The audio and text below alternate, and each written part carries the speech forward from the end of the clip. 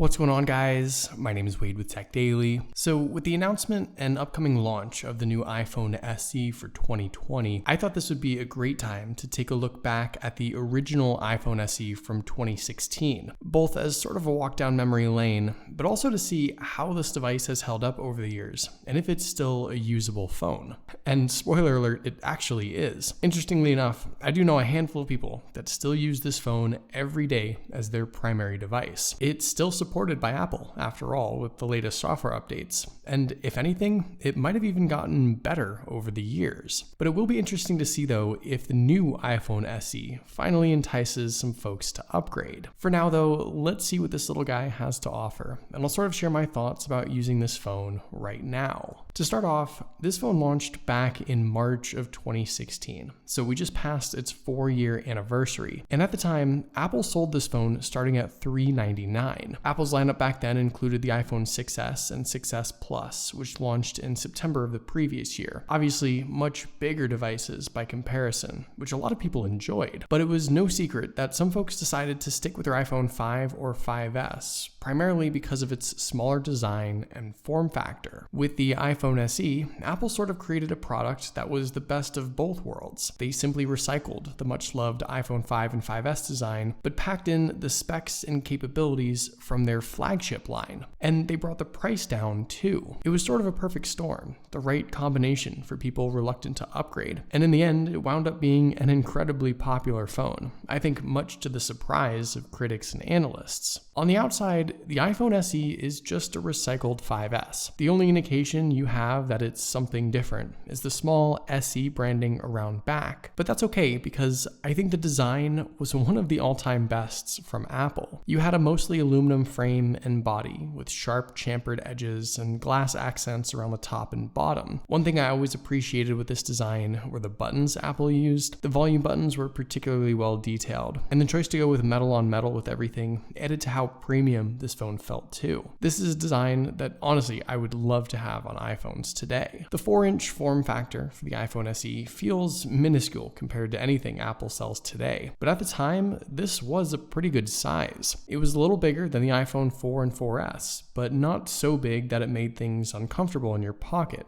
And I know a lot of people had that complaint even with the iPhone 6, but especially the 6 Plus. It was also the perfect size to use with one hand. The entire phone from top to bottom could be reached with just your thumb, and that made typing, tapping, swiping, and navigating a very easy experience. By today's standards, though, getting so little content displayed at once and having your thumbs cover half the screen most of the time isn't as nice of an experience, I can admit that. Especially when you're playing games, this isn't a very immersive experience, and if anything, it's just more of a negative thing. But still, there's no arguing that this size of a phone is kind of nice to have, and I can see why so many people preferred it, even to this day. The 4-inch LCD Retina display on the iPhone SE isn't anything special. It wasn't back then when this phone launched, and it certainly isn't all that great today. The 640 by 1136 resolution means that you'll be able to pick out the pixels when looking at text especially, but all in all, I think it's still a good enough viewing experience,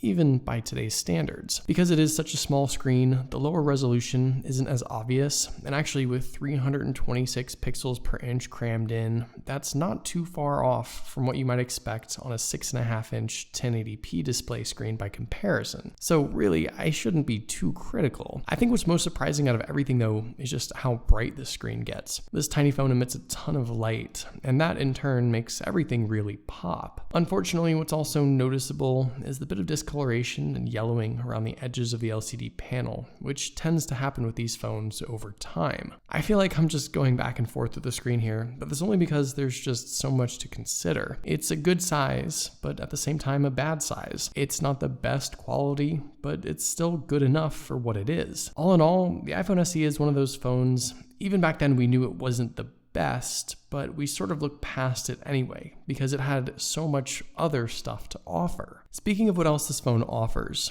one of the most surprising things about the iPhone SE when it launched was Apple's decision to put their relatively new flagship specs in a budget phone just a few months after launching them. The SE packed Apple's A9 chipset. It was the most powerful processor yet, and the same one that was in their $700 and $800 iPhone 6s and 6s Plus devices. You also got 2 gigs of RAM, which again, at that time, was the same amount as what you got in the flagship phones. There wasn't anything on the inside that told you this phone was a budget device.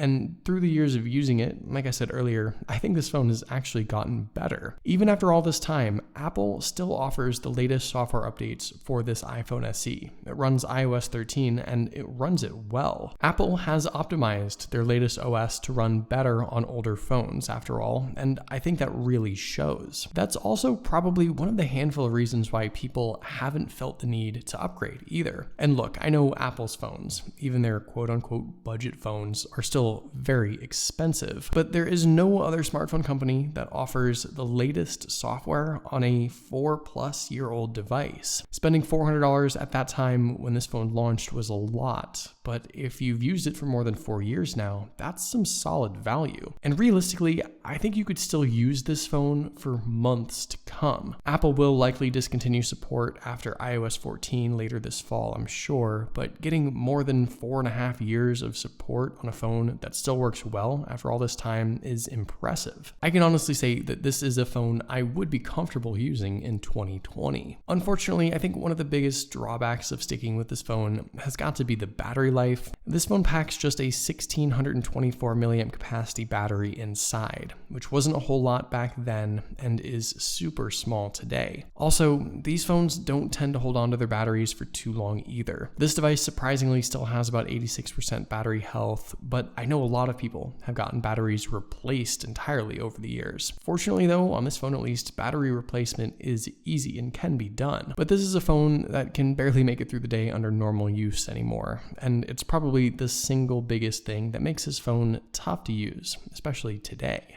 Everything else about the phone, at least hardware-wise, wasn't anything new back then. Because it was still the same body and form factor as Apple's iPhone 5 and 5S, you got the same basic single speaker setup. This was also long before the removal of the headphone jack too. The lightning port is the same, and charging speeds were as slow as possible. And this was also long before Apple abandoned Touch ID as well. I have to say, getting the chance to use the old-fashioned home button and Touch ID is great. It's something I genuinely miss, as strange as that sounds. And again, I think this is another big reason why some people just stuck with this phone and all the other phones through the iPhone 8. They didn't want Face ID, and I can't blame them for that. They didn't want to lose the home button, and with the upcoming new iPhone SE for 2020, I really appreciate and respect Apple for offering the home button on a new-ish device one more time.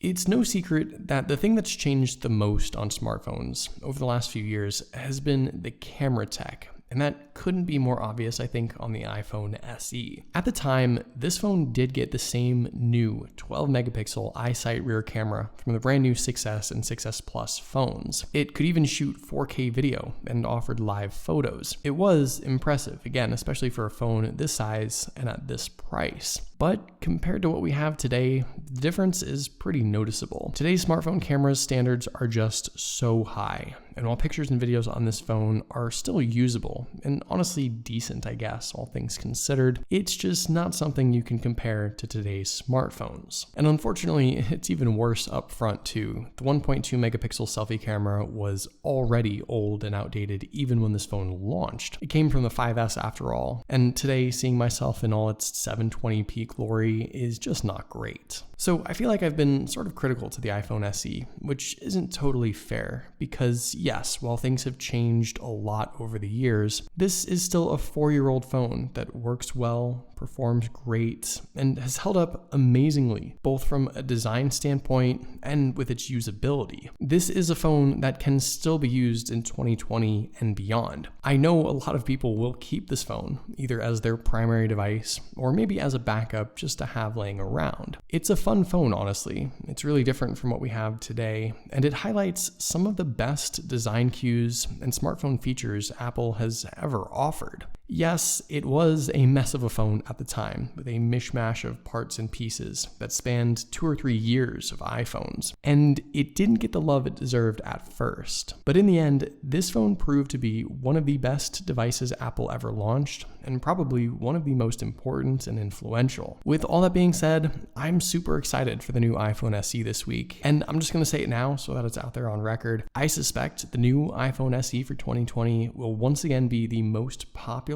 and best-selling iPhone for years to come. So there you go. That's everything you need to know about the original iPhone SE in 2020. What do you guys think? Are you using this phone? Do you know somebody who still is? Let me know in the comments down below. I'd love to know your thoughts, of course. But hopefully you guys enjoyed this video. Be sure to follow TechDaily on Twitter and subscribe to the TechDaily YouTube channel if you haven't already.